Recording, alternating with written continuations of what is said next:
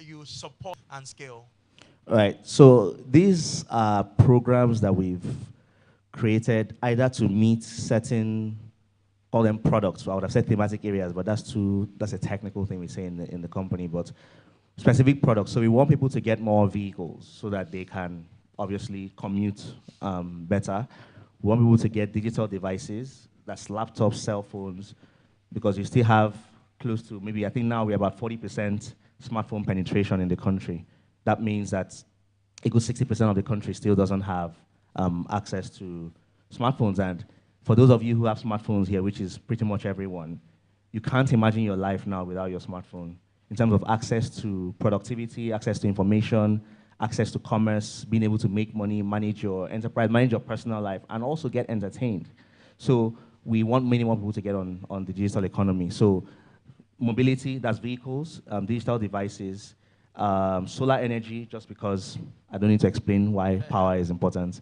Then we have home improvements. So if you wanted to fix your home, get furniture, at some point we get into mortgages to buy a house from scratch. But now, like buy land and stuff like that, we can do. And then general credit for like health and education. So these programs that we have are tied to those. So the Calm Fund is to enable people get solar energy, credit access for light, solar panels for their homes, and for their micro enterprises.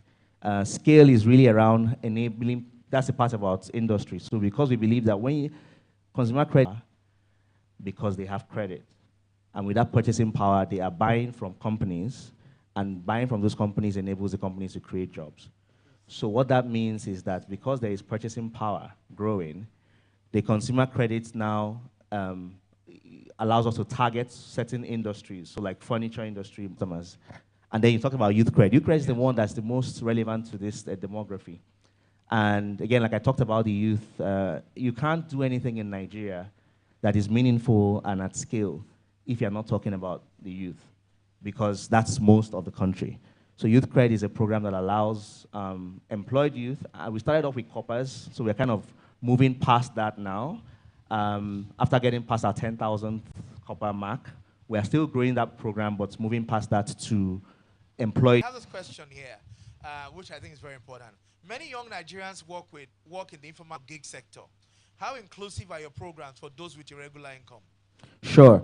So the thing about the gig economy, and I spent a lot of my past life in that. So those of you who know the G program, market money, farmer money, trader money, those programs are things that I was deeply involved in, to say the least. And so I spent a lot of my time in the gig economy. And what youth groups, and in some cases, cooperatives country, these are people who would buy to empower them with funding, going through a bank called Axomal way. Of course, if you go to a website, you can go directly to us, but you can also go through some of the PFIs. PFIs, that's essentially banks and microfinancing institutions that we fund. So to find out that information about who are our PFIs, where our money actually says that you can go and access, they are very much on our website, Credicorp.ng, and even the process to sort of get through to them. And of course, you can, for those of you who are around, you can come to Abuja, to the office, and inquire as well. Thank you. With the rise of fintech, how is Credicorp balancing innovation with risk management and regulatory compliance? So the thing about fintech, Nigeria's, yes. So we always thought of Switzerland as this sort of hyper sophisticated world that gets banking. But then I was trying to send money from one account to another. More like I wanted to send money to a friend in Switzerland. And so I gave money to another person to send it to them. And they would have to do something that takes 3 days. So that they would go into some portal, then they'll queue it in 1 minute, right? And so we have been able to leapfrog a lot of the legacy infrastructure that makes countries slower in some of these things. Same thing happened with the telecoms, right? If you Verizon or T-Mobile, some of the telecom companies in the US still have like structural issues because of the landline. They have to pass through the landline networks. So my point is that we are actually quite sophisticated in terms of fintech here. that it's less about, whether we are worried about information security or data privacy or effectiveness of the systems, and it's just even that the thing shouldn't go too fast, faster than our regulation can handle. So right now, our fintechs are our biggest enablers, and the technology are our biggest enablers for us to reach the scale that we can reach. That you can come apply for youth credit and get it immediately. It's all because of fintech. So I guess my answer to your question is that we are more excited about it than we are worried in every way. Because yesterday I saw Adam Oshomole talking about the fact that, in his words, and I quote, "I know the MD and the board members of GTB, I know the board members of First Bank, I know the board members of Access, but I don't know the board members of OPay and MoneyPoint." So, what's your perception about, corporate governance for fintechs? Of course, I have a tremendous amount of respect for Senator Oshomole, yeah. And I recognize that not knowing the board members of a company or not knowing anything induces an element of concern. And of course, you're more comfortable when you know something. But it's not for OPay lacking a board or MoneyPoint lacking a board. They definitely have incredibly strong company governance, and I would even argue that because of the kind of capital that they receive, which is not just local capital but foreign capital, yes, that the conditions to which those boards, under which those boards are set up, are even more stringent than sometimes what we would have here. Just because you are combining both the local laws and rules with international laws and rules, so it's not for lack of having the boards existing.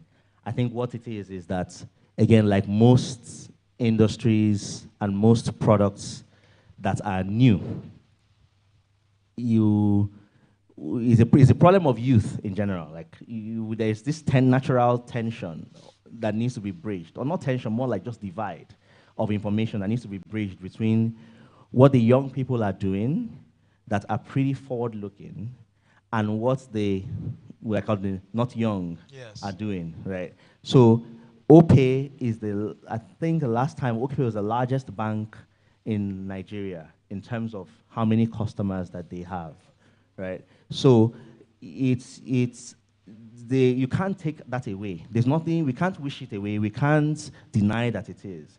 So that means they're doing something right and they are serving the country. So they are not yet in the aristocracy of old banking. Yeah. It's just a matter of time and choice. And at some point they will become in fact, yes, it's me that would, like me, I'm the OPay, and those people are my peers and people I know. So I'll be the one maybe one day standing and saying, I don't know the chairman of the next generation one. It doesn't matter, right? They are effective and they're doing their work. Yes. Thank you very much. In your view and with all your experiences so far, what would you consider the 3 most essential financial skills every young Nigerian should develop before seeking credit? I like this question. So I think the most important financial skill, I believe, is delayed gratification. It's not about spreadsheets or calculation. It's actually just being able to wait and not do things because you are acting on impulse. That's the most critical financial skill. Because the way you behave when you have 50K is the same way you behave when you have 50 billion.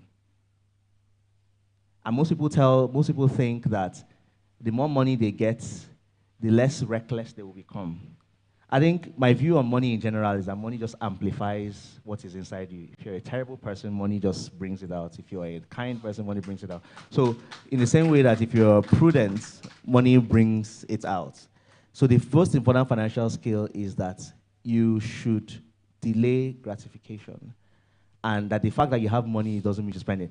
One of my favorite quotes, I've read this book called Psychology of Money, which I've read it maybe 4 times. One of the things that guides how I treat money. And one of my favorite quotes in that book is that most people say that they want to be a millionaire. But what they're really saying is that they want to spend $1 million, right? Millionaire is sort of a global term, is that you have $1 million. So I say I want to be a millionaire. It just means I like what I see in millionaires, which is that they are spending $1 million. But spending $1 million is the exact thing you do not to be a millionaire. Because if I have $1 million and spend it, then I'm no longer a millionaire. So the most important financial skill is just delayed gratification. And then following that is now to learn to invest. That whatever money you have, you should be able to invest it. And it's only when you have that kind of investment that you can access things like credit, especially if you're doing it for business. And if you're not doing it for business, for your personal life as well, delayed gratification means that you manage your expenses in a way that you can service a loan. It kills me to see how our young people use money. I wish I could. I feel like my next life, I'm going to spend it doing this, like just letting people understand the money a little bit better. But yes, I think that's the most financial skill. So let me stay on that question for a second.